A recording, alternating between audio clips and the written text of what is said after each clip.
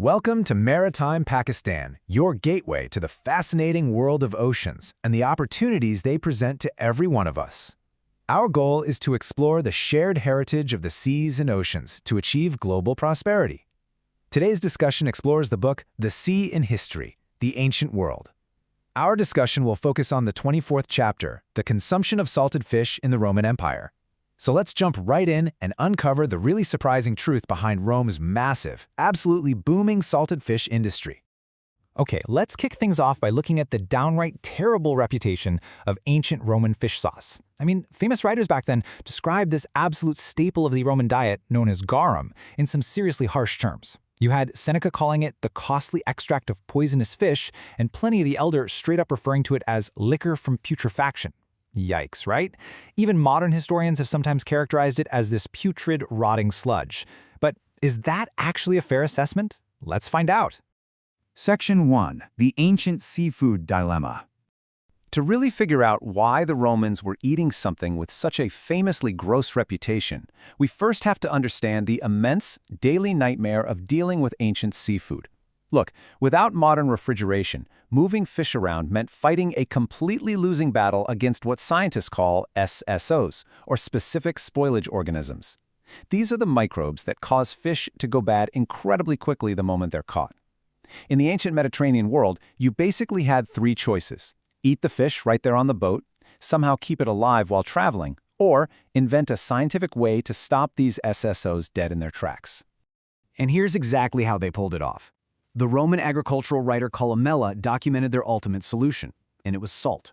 But not just a sprinkle. By packing the fish between alternating layers of salt, they achieved a staggering 70% salinity. That is huge. This completely halted the putrefaction process. So this wasn't just some light seasoning to make it taste good. This extreme, hyper-salty environment made it literally biologically impossible for those spoilage organisms to survive. Section 2. Decoding Roman fish sauce.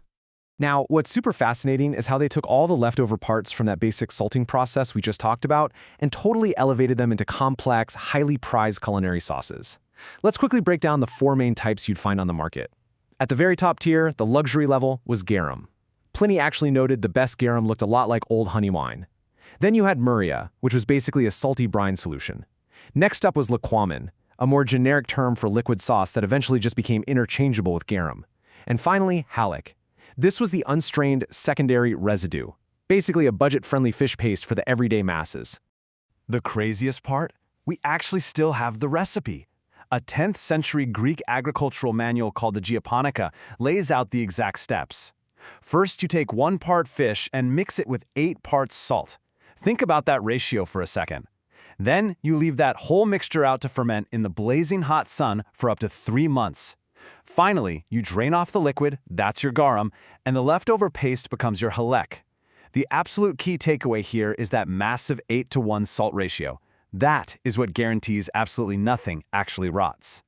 And archaeological data really backs us up and shows us exactly what ingredients they were throwing into the mix. When researchers looked at the bones recovered from old salting vats in Santa Pola, Spain, the breakdown was pretty clear. They were mostly using smaller pelagic fish. Specifically, about 41% pickerels, 38% sardines, 19% bogues, and around 2% anchovies. So we're definitely not talking about chopping up giant sea monsters here. This whole industry was built on massive, massive quantities of tiny oily fish. Section 3. A matter of taste.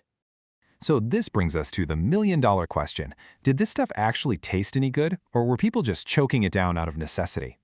Well, we have to separate myth from reality here. Like we saw, that extreme salt ratio prevented actual rot. Instead, a process called enzymatic autolysis took over. Basically, the enzymes naturally present in the fish broke down its own muscle tissue, releasing amino acids. This didn't create some vile, rotting sludge. It actually created a perfectly safe, high-protein sauce packed with a deeply rich, savory umami flavor. If you're trying to imagine the taste right now, you don't actually have to guess. Just look at its modern relatives. If you've ever had Southeast Asian nampla, or maybe Italy's colatura d'alici from the Amalfi Coast, you've essentially already tasted garum. These modern sauces give us a very similar, mild, fishy, and almost slightly cheesy flavor profile. It's that punchy, savory umami note that just makes certain dishes absolutely sing. And the Romans absolutely loved customizing this base flavor. They'd mix the standard sauce with all sorts of things to perfectly pair it with whatever banquet dish they were serving. For instance, hydrogarum was fish sauce mixed with water to mellow it out. Oxygarum combined it with vinegar for a tangy kick. Onogarum mixed it with wine, and oleogarum blended it with oil. They were crafting these highly specific flavor profiles, honestly, exactly like a modern high-end chef would do today. Section 4. The Pompeii Garum King. Okay, to really grasp the sheer mind-boggling wealth the stuff generated for savvy businessmen, we have to meet a guy named A. Umbricius Scours. He was, no joke, an ancient condiment mogul. Just look at the empire he built in Pompeii. He owned at least 3, and possibly up to 7, processing workshops. He employed this expansive network of freedmen and freedwomen to manage everything. He lived in an enormous, luxurious house overlooking the sea, with 3 whole atria and a private bath. And get this, my absolute favorite detail. He actually decorated his floors with custom mosaics showing his own branded sauce jars. I mean, that is just top-tier ancient marketing right there. And it gets better. In one specific shop excavated on the Via di Castricio in Pompeii, there were 6 huge dolia, those are storage jars, set right into the ground. When the famous archaeologist Amedeo Maiori dug these up back in 1961, he actually reported that a powerful, overwhelming smell of fish still hung in the air. Thousands of years later, these specific jars were being used to prepare the sauce, mostly that anchovy-based hallec paste. Right behind those exact vats, out in the shop's garden area, archaeologists stumbled upon stacked amphorae. They were neatly piled up, completely ready to be bottled with the finished sauce and sold to the local neighborhood. It's just this perfect, fascinating snapshot of a bustling ancient business, totally frozen in time by the ash of Mount Vesuvius. Section 5. An industrial Mediterranean empire. Now, Pompeii was really just the final retail step of the process. The true scale of the Roman fish sauce industry was a massive Mediterranean-wide operation. For example, consider the coastal factories, like the massive 10-vat installation at Baelo, Claudia over in Spain. These huge facilities were built to handle the initial, super messy, industrial-scale processing of the fresh catches right there on the shoreline. This was a highly sophisticated supply chain that honestly rivals modern logistics. The raw, messy primary processing happened at those sprawling coastal factories like Baelo, Claudia. That's where the fish were cut, cleaned, and heavily salted. From there, the product was shipped out to secondary processing locations, like those urban shops we just saw in Pompeii. That's where the final flavoring, the decanting, and the bottling for the everyday retail market actually took place.